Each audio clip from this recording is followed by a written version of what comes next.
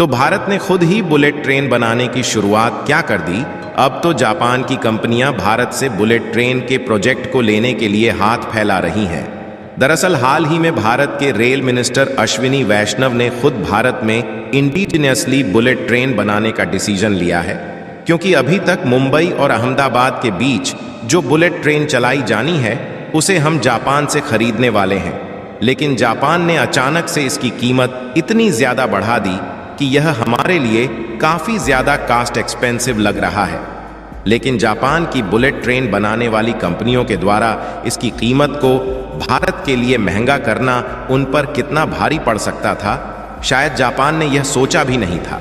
इसलिए भारत के rail minister ने यह कहा कि अब हम भारत में बुलेट ट्रेन को डेवलप करेंगे, जिसमें Indian railway construction and manufacturing की दिग्गज कंपनी ICF बुलेट ट्रेन के कंस्ट्रक्शन पर काम करना भी शुरू कर चुकी है। और जब जापान की कंपनियों को लगा कि भारत खुद बुलेट ट्रेन के प्रोजेक्ट पर काम करने में तेजी ला रहा है, तो जो नई नई बुलेट ट्रेन और अन्य रेलवे प्रोजेक्ट की शुरुआत भारत में की जा रही है, उसमें जापानी कंपनियां खुद काम करने के लिए भारत के सामने हाथ फैला रही है। क्योंकि अब जापान की बुलेट ट्रेन बनाने वाली कंपनियों को इस बात का डर सताने लगा है कि भारत अन्य रेलवे प्रोजेक्ट में चीन की मदद न ले ले,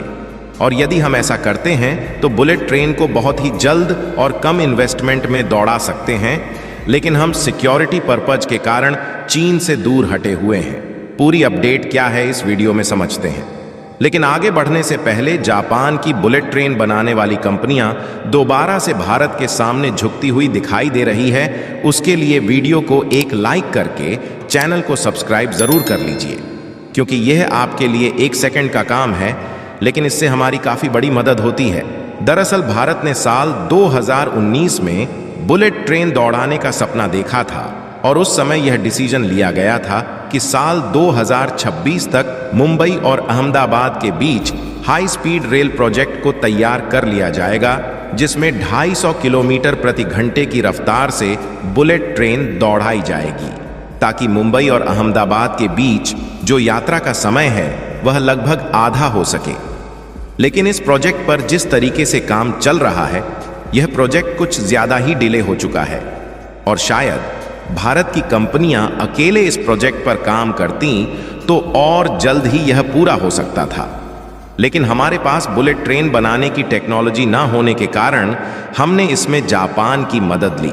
जिसमें मुंबई और अहमदाबाद के बीच जो बुलेट ट्रेन के लिए कॉरिडोर बनाया जा रहा है, इसमें पूरी तरीके से जापान की टेक्नोलॉजी का इस्तेमाल किया जा रहा है। लेकिन फर्क इतना है कि जापान की टेक्नोलॉजी तो जरूर इस्तेमाल हो रही है, लेकिन इसमें काम भारत की कंपनियां ही कर रही हैं, और बुलेट ट्रेन के लिए जो इन्वेस्टमेंट है वह भी भारत की तरफ से की जा रही है। यानी कि एक तरीके से देखा जाए तो यह एक हाई रेल प्रोजेक्ट है, जिसमें भारत की ICF और जापानी कंपनियां मिलकर इस हाई स्पीड रेल कॉरिडोर का सेटअप कर रही हैं। अच्छी बात यह है, इसका लगभग 80% काम पूरा हो चुका है, और मुंबई अहमदाबाद के इस रूट पर जिस बुलेट ट्रेन को चलाया जाएगा उसकी स्पीड लगभग 250 किलोमीटर प्रति घंटे की रहने वाली है।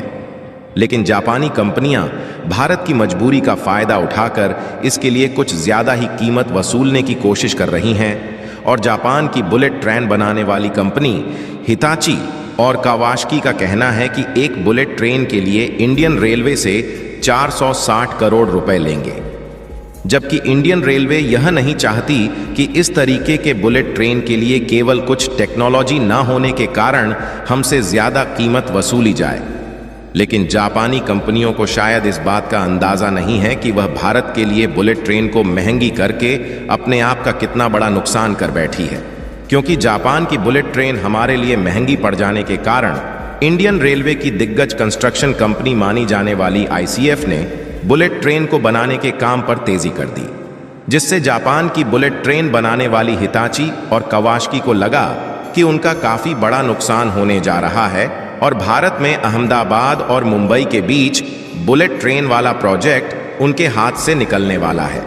इसीलिए अब जापान की यह कंपनी भारत के आगे झुकती हुई दिखाई दे रही है, और हाल ही में खबर निकलकर आई कि जापान की हिताची और कावासाकी, यह दोनों कंपनियां बुलेट ट्रेन देने के साथ साथ बाद की सुविधाओं के लिए इंटीग्रेटेड कनेक्टिविटी की सर्विस भी भारत को ऑफर कर रही है और शायद जापान की कंपनियों को भारत की उभरती मार्केट और रेलवे की उपयोगिता समझ में आने लगी है। और जापान की बुलेट ट्रेन बनाने वाली कंपनी कवासकी इस बात को स्वीकारने के लिए तैयार हो चुकी है कि भारत के जरूरत की सभी मॉडिफिकेशन खुद करेगी और उन्होंने भारत की सहायता करते हुए खुद कहा कि रेलवे प्रोजेक्ट में भारत एक बहुत बड़ा मार्केट बनता जा रहा है जिसमें जापान की यह कंपनियां अहम भूमिका निभा सकती हैं। आपको बता दें कि मुंबई और अहमदाबाद के बीच हाई स्पीड रेल प्रोजेक्ट लगभग 1.2 लाख करोड़ रुपए होने वाली है। इस प्रोजेक्ट के सेटअप होने की लागत बढ़ती है तो ऐसे में यह प्रोजेक्ट और ज्यादा डिले हो सकता है, इसलिए हमें बजट का भी विशेष ध्यान रखना है।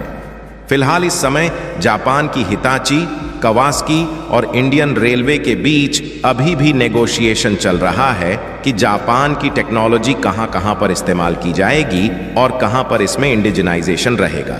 और नेगोशिएशन से निकलकर आई रिपोर्ट की माने तो जापान की यह कंपनियां जो बुलेट ट्रेन भारत में भेजेंगी उसकी फुल स्पीड 320 किलोमीटर प्रति घंटे की होगी, जबकि 250 किलोमीटर प्रति घंटे की रफ्तार से चलाया जाएगा, क्योंकि जो ट्रैक कॉरिडोर बनाया जा रहा है इसकी कैपेसिटी 250 किलोमीटर प्रति घंटे की रफ्तार से ही रखी गई है। और यदि नेगोशिएशंस फाइनल होती है तो सबसे पहले जापान से भारत में 18 बुलेट ट्रेन को मंगाने की बातचीत चल रही है और इन सभी ट्रेन की जो हाईएस्ट स्पीड कैपेसिटी होगी वह 320 किलोमीटर प्रति घंटे होने वाली है। इससे फायदा यह होगा कि यदि हम फ्यूचर में चाहे तो जो अन्य हाई स्पीड वाली कॉरिडोर होंगे उन पर इन बुलेट ट्रेन्स को 320 किलोमीटर प्रति घंटे की रफ्तार तक चला सकते हैं। और जापानी ट्रेन मैन्युफैक्चरर ऐसा करने के लिए इसलिए तैयार हो चुकी है क्योंकि इंडियन रेलवे की जो प्रेजेंस है वह सिंगापुर और मलेशिया में भी कहीं ज्यादा है और भारत के द्वारा सिंगापुर और मलेशिया में रेलवे से रिलेटेड कई इंफ्रास्ट्रक्चर और डेवलपमेंट प्रोजेक्ट भारत के द्वारा पूरे किए गए हैं। और आपको मालूम हो तो भारत के द्वारा रेलवे कंपोनेंट भी इन दोनों देशों में एक्सपोर्ट किए जाते हैं और इस समय भारत के साथ साथ सिंगापुर और मलेशिया में रेलवे के बुनियादी ढांचे को बढ़ाया जा रहा है। और जापान की बुलेट ट्रेन मैन्युफैक्चर करने वाली इन दोनों देशों की नज़र इसी पर टिकी हुई है और इसी की होड़ जापान की यह कंपनी मुंबई और अहमदाबाद के बीच हाई स्पीड रेल प्रोजेक्ट को छोड़ना नहीं चाहती। और आपको जानकर हैरानी हो सकती है कि भारत के द्वारा हर साल 20,000 करोड़ रुपए का रेलवे कंपोनेंट दूसरे देशों में एक्सपोर्ट किया जाता है, जिसके खातिर सिंगापुर और मलेशिया भी एक बहुत बड़े इंपोर्टर बने हुए हैं। यानी कि देखा जाए तो भारत की जो रेलवे के मामले में इन दोनों देशों में पहुंच है कहीं ज्यादा है। और ऐसे में जापान को यदि इन दोनों देशों में रेलवे के मामले में पैर पसारना है तो भारत के साथ रेलवे प्रोजेक्ट में पकड़ बनाए रखना काफी ज्यादा जरूरी है। बाकी आपको क्या लगता है कि मुंबई और अहमदाबाद के बीच हाई रेल प्रोजेक्ट कब तक कंप्लीट हो जाएगा? अपनी राय कमेंट में जरूर बताएं और इस वीडियो को एक लाइक करके अपने मित्रों तक शेयर जरूर करें ताकि उन्हें भी जानकारी मिल सके। इसी तरह और भी नॉलेजेबल वीडियो देखने के लिए चैनल को सब्सक्राइब करके बेल आइकन को ऑल पर जरूर सेलेक्ट करें। जय श्री राम।